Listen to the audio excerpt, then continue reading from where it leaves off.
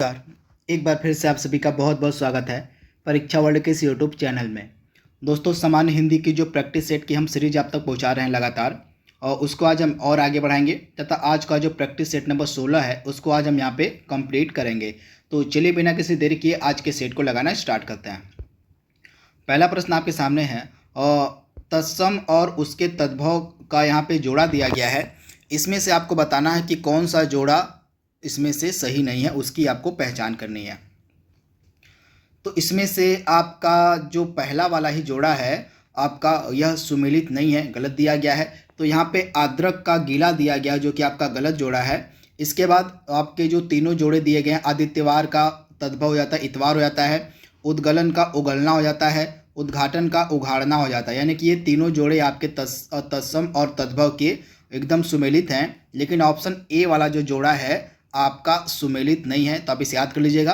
चलिए आप हमें कमेंट बॉक्स में बताइए कि आद्रक का जो तद्भव होता है सही क्या हो जाएगा।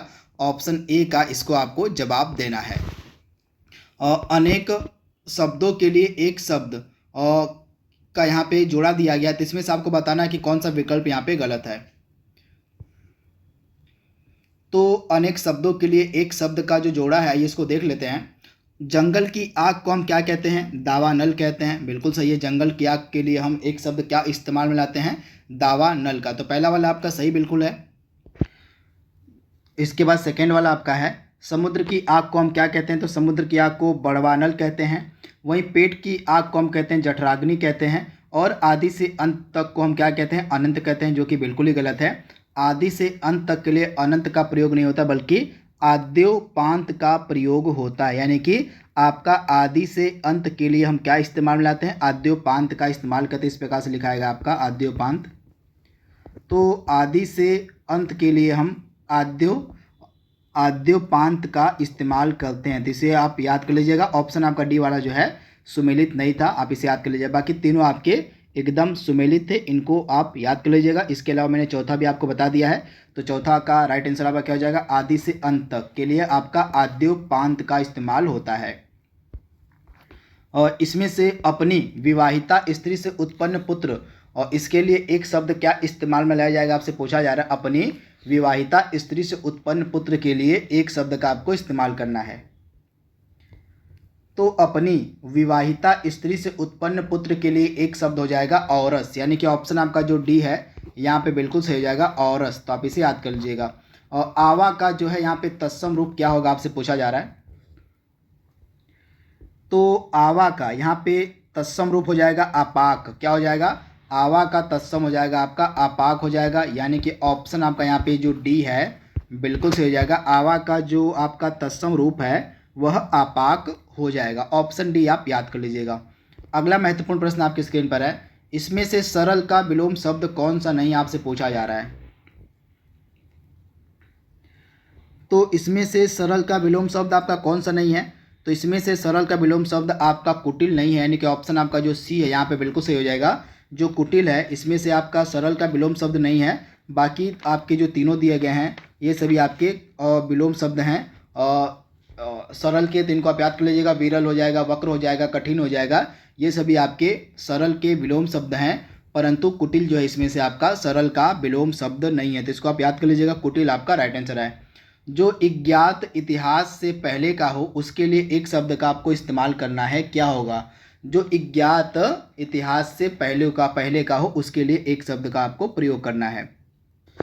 यहाँ पे थोड़ा सा आप करेक्ट कर लीजिएगा। यहाँ पे मैंने सरल का आपको जो विलोम शब्द बताया है, इसमें से वक्र, कुटिल और कठिन ये तीनों आपके सरल के विलोम शब्द होते हैं। और थोड़ा सा मिस्टेक हो गया है, यहाँ पे सही कर लीजिएगा आप। सरल का जो विलोम शब्द है इसमें से आपका कुटिल, वक्र और कठिन ये तीनों जो है आपका सरल का विलोम शब्द होता है। मुझे एकदम कन्फर्म है ये तीनों आपके सरल के विलोम शब्द हैं। परंतु विरल में मुझको थोड़ा सा डाउट है। तो यहाँ पे आप विरल को आंसर मान लीजिएगा कि आपका जो सरल विरल का विलोम शब्द है वो सरल नहीं होगा। बाकी जो तीनों आपके यहाँ पे दिए गए एकदम आप कंठस्थ याद कर लीजिएगा।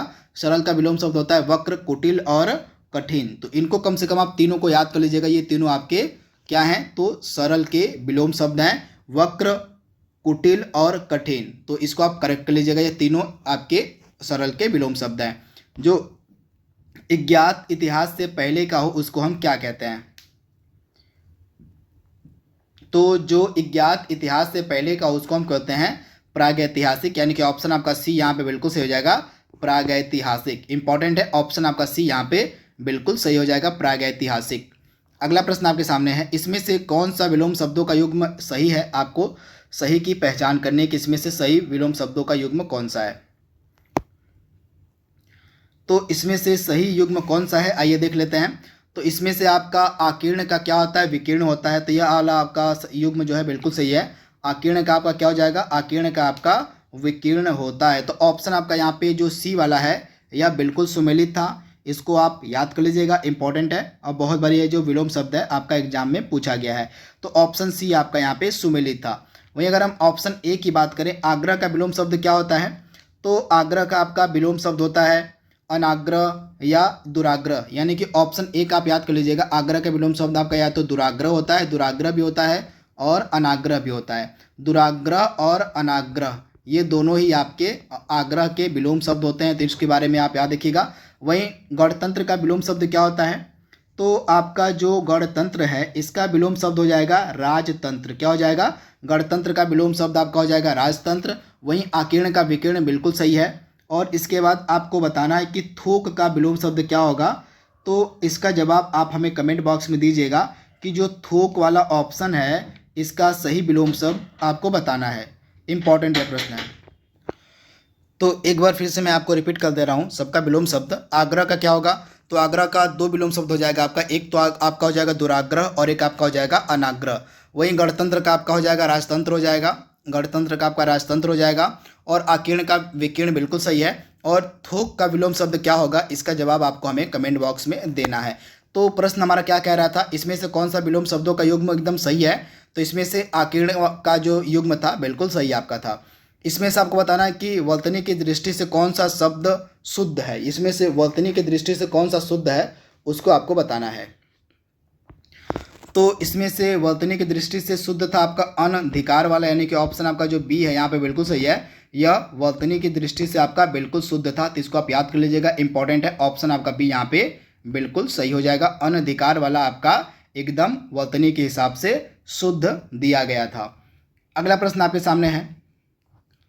यहाँ पे आप देख रहे हैं सृष्टि वाला जो है, सृष्टि में छोटी की मात्रा होती है, इस प्रकार से हो जाएगा सृष्टि। सृष्टि जो है इस प्रकार से आपका शुद्ध लिखा था, यहाँ पे छोटी अगर होता तो आपका शुद्ध हो गया होता। अगला प्रश्न आपके सामने है, अशुद्ध वर्तनी वाला शब्द इसमें से कौन सा है? आपको बताना है कि अशुद्ध वर्तनी वाला शब्द आपका इसमें से कौन सा है। महत्वपूर्ण प्रश्न है। तो इसमें से अशुद्ध वर्तनी किसकी है? तो ऑप्शन ए वाले की वर्तनी जो है आपकी अशुद्ध है। यहाँ पे आप देख रहे हैं गरिष्ठ नहीं होता, यह गरिष्ठ होता है। किस यहाँ पे ठ होगा, इस प्रकार से लिखाता है थोड़ा सा, हाँ इस प्रकार से आपका लिखाएगा गरी ठ होता है। यहाँ पे गरिष्ठ होता है, गरिष्ठी सॉरी यहाँ पे हो गया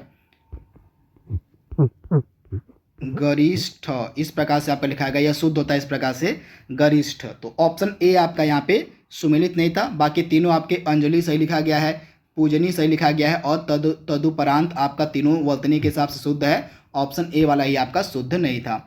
इसमें से कौन सा आपका तद्भव है? आपको तद्भव की पहचान करने की, इसमें से कौन सा तद्भव है? तो दिए गए ऑप्शंस में से आपका अक्षर आपका तत्सम है। अक्षर का आपका तत्सम, अक्षर का आपका तद्भव क्या हो जाएगा? तो अक्षर का होता है अक्षर होता है, अक्षर का तद्भव आपका हो जाएगा अक्षर हो जाएगा। परीक्षा का तद्भव क्या होता है? तो परीक्षा का आपका परीक्षा हो जाएगा, परीक्षा इस प्रकार से लिखाता है। और तद्भव हो जाएगा परीक्षा का परीक्षा होता है। और साक्षी का क्या हो जाएगा तद्भव? तो साक्षी का आपका तद्भव हो जाता है साखी। क्या हो जाता है? सागी, साखी हो जाता है साक्षी का तद्भव। तो इसमें से आपके तीनों यहाँ पे ऑप्शन जो तत्सम थे, लेकिन ऑप्शन ए वाला काम जो है आपका काम क्या है? तो काम आपका एग्जाम्पल है किसका? तो तद्भव का। तो काम का तत्सम क्या हो जाएगा? तो काम का तत्सम आपका कर्म हो जाता है। क्या हो जाएगा? कर्म हो जाता है आपका काम का तत्सम। इसे आप याद देखिएगा, प्रश्न में आपसे क्या पूछा गया था, कौन सा तद्भव है? तो इसमें से काम आपका तद्भव है और इसका तत्सम हो जाएगा कर्म। और बाकी यहाँ पे तीनों आपके तत्सम से और इनका तद्भव मैंने आपको बता दिया है, इनको आप नोट डाउन कर लीजिएगा। अगला प्रश्न आपके सामने है, तख्त या तख्तात, इस मुहावरे का अर्थ आपसे पूछा जा रहा है। तख्त या तख्तात मुहावरे का आपको अर्थ बताना है। महत्वपूर्ण प्रश्न आपका है। तो तख्त या तख्तात मुहावरे का सही अर्थ क्या हो जाएगा? शान से रहना या भूखों मरना, यानी कि ऑप्शन आपका यहाँ पे क्या सही हो जाएगा? और ऑप्शन आपका सी यहाँ पे बिल्कुल सही हो जाएगा। इसका तख्त या तख्तात का मुहावरे का अर्थ हो जाएगा शान से रहना या भूखों मरना, यानी कि ऑप्शन आपका सी यहाँ पे बिल्कुल सही है। काटो तो खून नहीं मुहावरे का अर्थ यहाँ पे आपसे पूछा गया, क्या होगा? तो काटो तो खून नहीं, इस मुहावरे का अर्थ हो जाएगा, और मतलब यह कहावत है, इसका अर्थ क्या हो जाएगा? तो इसका अर्थ आपका हो जाएगा भय के कारण स्तब्ध हो जाना। क्या हो जाएगा? काटो तो खून नहीं का मतलब होता है भय के कारण स्तब्ध हो जाना, यानी कि ऑप्शन आपका सी यहाँ पे बिल्कुल सही हो जाएगा। अगला प्रश्न आपकी स्क्रीन पर है, आपको बताना है कि देवता का इसमें से पर्यायवाची क्या हो जाएगा। देवता का पर्यायवाची आपसे पूछा जा रहा है कि इसमें से देवता का पर्यायवाची कौन सा है। इंपॉर्टेंट प्रश्न। तो यहाँ पे कौन सा नहीं है पूछा गया है, सॉरी यहाँ पे। तो इसमें से देवता का पर्यायवाची कौन सा नहीं है, आइए देख लेते हैं। तो इसमें से आपका निर्जर जो है, निर्जर आपका देवता का पर्यायवाची है। किंकर भी आपका जो है, किंकर किसका पर्यायवाची है? तो किंकर, आई होप, मुझे लग रहा है कि इसमें से आपका जो किंकर है यह देवता का पर्यायवाची नहीं है। तो ऑप्शन आपका बी यहाँ पे जो है गलत हो जाएगा। किंकर आपका देवता का पर्यायवाची नहीं है। इसके बाद आपका जो त्रिदश है यह देवता का पर्यायवाची, त्रिदश देवता का पर्यायवाची है। इसके बाद आपका गिणवाण जो है यह देवता का पर्यायवाची है। इसके अलावा देवता के और भी पर्यायवाची होते हैं, जैसे सूर हो गया, अमर हो गया, देव हो गया, विभूत हो गया, आदित्य हो गया, ये सभी आपके देवता के पर्यायवाची है। लेकिन इसमें से किंकर जो था यह आपका देवता का पर्यायवाची नहीं है। तो किंकर किसका पर्यायवाची है? तो आपका जो किंकर है यह दास का पर्यायवाची, किसका? किंकर आपका दास का पर्यायवाची है। तो इसमें से किंकर आप याद कर लीजिएगा, देवता का पर्यायवाची नहीं है। और इसमें से आपको कुंज का पर्यायवाची पहचानना कि कुंज का पर्यायवाची कौन सा है। महत्वपूर्ण प्रश्न आपका यह है, इसमें से आपको बताना है कि कुंज का पर्यायवाची इसमें से कौन सा है। तो इसमें से कुंज का आपका पर्यायवाची हो जाएगा उपवन हो जाएगा, यानी कि उपवन जो है आपका ऑप्शन ए वाला ही कुंज का पर्यायवाची है। तो इसे आप याद कर लीजिएगा। कुंज का पर्यायवाची उपवन के अलावा आपका वाटिका होता है, बाग होता है, उद्यान होता है, ये सभी आपके क्या हैं? तो ये कुंज के पर्यायवाची हैं। एक बार फिर मैं आपको रिपीट कर दे रहा हूँ। कुंज का पर्यायवाची आपका हो जाएगा उपवन हो जाएगा, वाटिका हो जाएगा, बाग हो जाएगा, उद्यान हो जाएगा, ये सभी आपके कुंज के ही पर्यायवाची हैं। तो इनको आप कम से कम याद कर लीजिएगा, इंपॉर्टेंट है ये आपके एग्जाम के लिए। तो ऑप्शन ए आपका बिल्कुल सही है, उपवन आपका कुंज का पर्यायवाची था। अगला प्रश्न आपके सामने है, गगनचुंबी में कौन सा समास है? आपसे पूछा जा रहा है कि जो गगनचुंबी है इसमें कौन सा समास है। तो गगनचुंबी का विग्रह हो जाएगा गगन को चुमने वाला, तो इसका समास हो जाएगा आपका तत्पुरुष समास, यानी कि यह तत्पुरुष समास का एग्जाम्पल है। ऑप्शन आपका बी यहाँ पे बिल्कुल सही है, गगनचुंबी आपका तत्पुरुष समास का एग्जाम्पल है। और किस शब्द का जो प्रयोग है हमेशा एक वचन में होता है, आपको उस शब्द की पहचान करनी है जिसका प्रयोग हमेशा एक वचन में होता है। इंपॉर्टेंट प्रश्न है। तो इसमें से आपका जो क्षमा है, क्षमा का जो इस्तेमाल है हमेशा एक वचन में होता है। तो ऑप्शन आपका ए यहाँ पे बिल्कुल सही है, क्षमा का जो इस्तेमाल है हमेशा एक वचन में किया जाता है। तो महत्वपूर्ण प्रश्न है, इसको आप नोट डाउन कर लीजिएगा, क्षमा आपका राइट आंसर है। अगला प्रश्न आपकी स्क्रीन पर है, सोम का अनेकार्थक शब्द इसमें से कौन सा नहीं, आपको बताना है कि इसमें से सोम का अनेकार्थक शब्द कौन सा नहीं है। तो इसमें से कुबेर आपका सोम का अनेकार्थक शब्द है, यम आपका है, चंद्रमा आपका है, लेकिन आपका जो शिव है यह सोम का अनेकार्थक शब्द नहीं है। तो इसे आप याद कर लीजिएगा। सोम के कौन कौन से अनेकार्थक शब्द होते हैं? तो कुबेर आपका हो गया, यम हो गया, चंद्रमा हो गया, अमृत हो गया, जल हो गया, वायु हो गया, स्वर हो गया, ये सभी आपके सोम के अनेकार्थक शब्द हैं। परंतु शिव जो आपका है यह सोम का अनेकार्थक शब्द नहीं है। आपको बताना है कि वह खा रहा था, इस वाक्य में कौन सा काल है। तो वह खा रहा था, इस वाक्य में आपका कौन सा काल है? तो इस वाक्य में आपका अपूर्ण भूतकाल है। तो आप इसे याद कर लीजिएगा, इसमें जो है आपका अपूर्ण भूतकाल आपका हो जाएगा राइट आंसर, यानी कि ऑप्शन आपका यहाँ पे जो सी वाला है अपूर्ण भूतकाल आपका राइट आंसर हो जाएगा। आप इसे याद कर लीजिएगा, ऑप्शन आपका यहाँ पे सी जो है बिल्कुल सही है। काल से भी प्रश्न आपके एग्जाम में पूछे जाएंगे, इसी कारण से इस प्रश्न को सम्मिलित किया गया है वीडियो में। अगला प्रश्न आपकी स्क्रीन पर है, जब क्रिया के होने में संदेह हो तो वहाँ कौन सा काल होता है आपसे पूछा जा रहा है। जहाँ पर क्रिया के होने में संदेह हो वहाँ पर कौन सा काल होता है आपको बताना है। इंपॉर्टेंट प्रश्न है। तो इसका राइट आंसर आपका हो जाएगा संदिग्ध वर्तमान काल। यहाँ पे हो जाएगा जब क्रिया के होने में संदेह हो तो उस परिस्थिति में आपका क्या हो जाएगा, वहाँ पर संदिग्ध वर्तमान काल होता है। तो इसे आप याद कर लीजिएगा, जब क्रिया के होने में संदेह प्रकट हो तो वहाँ पे आपका संदिग्ध वर्तमान काल हो जाएगा। ऑप्शन सी आपका यहाँ पे बिल्कुल सही है। विदौजा पर्यायवाची शब्द किसका है आपको बताना है कि जो विदौजा है यह किसका पर्यायवाची शब्द है, इसकी आपको पहचान करनी है। महत्वपूर्ण प्रश्न आपके एग्जाम के लिए है। तो विदौजा इस प्रकार से आपका लिखाएगा विदौजा। तो विदौजा किसका पर्यायवाची है, तो ये आपका इंद्र का पर्यायवाची हो जाएगा विदौजा। तो इसे आप याद कर लीजिएगा, इंपॉर्टेंट है। इंद्र का क्या हो जाएगा, तो इंद्र का पर्यायवाची है आपका विदौजा, इंपॉर्टेंट है। इसके अलावा इंद्र का पर्यायवाची और क्या होता है, तो इंद्र का पर्यायवाची सुरपति होता है, मधवा होता है, पुरंदर होता है, वासव होता है, महेंद्र होता है, देवराज होता है। ये सभी आपके इंद्र के ही पर्यायवाची हैं। तो ऑप्शन आपका बी यहाँ पे बिल्कुल सही है। आपको बताना है कि दिव्यागमन में कौन सी संधि है। आपको दिव्यागमन में संधि की पहचान करनी है कि कौन सी संधि है दिव्यागमन में। महत्वपूर्ण प्रश्न आपके एग्जाम के लिए है। तो इसका राइट आंसर आपका क्या हो जाएगा, यड़ संधि हो जाएगा दिव्यागमन में। मैंने आपको बताया था एक ट्रिक, य र व, इनसे पहले अगर आपको आधा शब्द दिखे तो वहाँ पर क्या होता है, अधिकतर बार यड़ संधि होता है। तो इसी तरह से आप इस प्रश्न को सॉल्व कर सकते थे अगर आपको वो ट्रिक पता होती। तो ऑप्शन आपका डी यहाँ पे बिल्कुल सही है। यड़ संधि का एग्जाम्पल है आपका दिव्यागमन। तो इसे आप याद कर लीजिएगा, इंपॉर्टेंट है। और इसका संधि विच्छेद क्या हो जाएगा दिव्यागमन का, देवी धन आगमन इसका संधि विच्छेद होता है तथा यह यड़ संधि का एग्जाम्पल है। बीचों बीच में कौन सा समास है आपसे पूछा जा रहा है। बीचों बीच में कौन सा समास है, तो इस प्रकार से लिखाएगा बीचों बीच।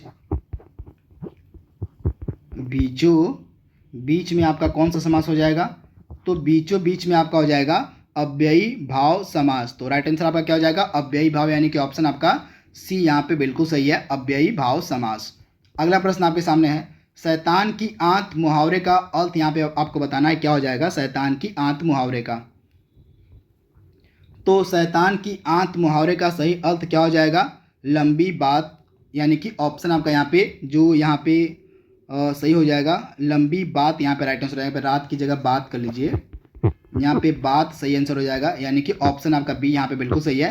शैतान की आंत मुहावरे का सही अर्थ क्या हो जाएगा, तो लंबी बात इसका राइट आंसर हो जाएगा। ऑप्शन आपका यहाँ पे जो बी है बिल्कुल सही है, लंबी बात। यहाँ पे दक्षिण का आपको विलोम शब्द बताना है कि दक्षिण का विलोम क्या होगा। तो दक्षिण का विलोम आपका हो जाएगा वाम, यानी कि ऑप्शन आपका सी यहाँ पे बिल्कुल सही है। दक्षिण का विलोम आपका हो जाएगा वाम, यानी कि ऑप्शन आपका सी यहाँ पे बिल्कुल सही है। आज का लास्ट प्रश्न आपके सामने है, ऊन का तत्सम आपको बताना है, इसमें से ऊन का तत्सम क्या हो जाएगा। इंपॉर्टेंट प्रश्न है, डायरेक्टली आपसे एग्जाम में यह पूछा जा सकता है। तो ऊन का तत्सम क्या हो जाएगा, ऊर्ण हो जाएगा, यानी कि ऑप्शन आपका यहाँ पे ए वाला जो है इस प्रकार से ऊर्ण हो जाएगा आपका ऊन का तत्सम, यानी कि ऑप्शन आपका ये यहाँ पे बिल्कुल सही है, ऑप्शन ए आप याद कर लीजिएगा। तो दोस्तों इस प्रकार से आपका जो प्रैक्टिस सेट नंबर 25 था, सॉरी प्रैक्टिस सेट नंबर जो 16 था उसको हमने यहाँ पे कंप्लीट कर लिया है। आई होप यह सेट आपको पसंद आएगा। तो आज के लिए बस इतना ही। Thank you, thanks for watching, thank you.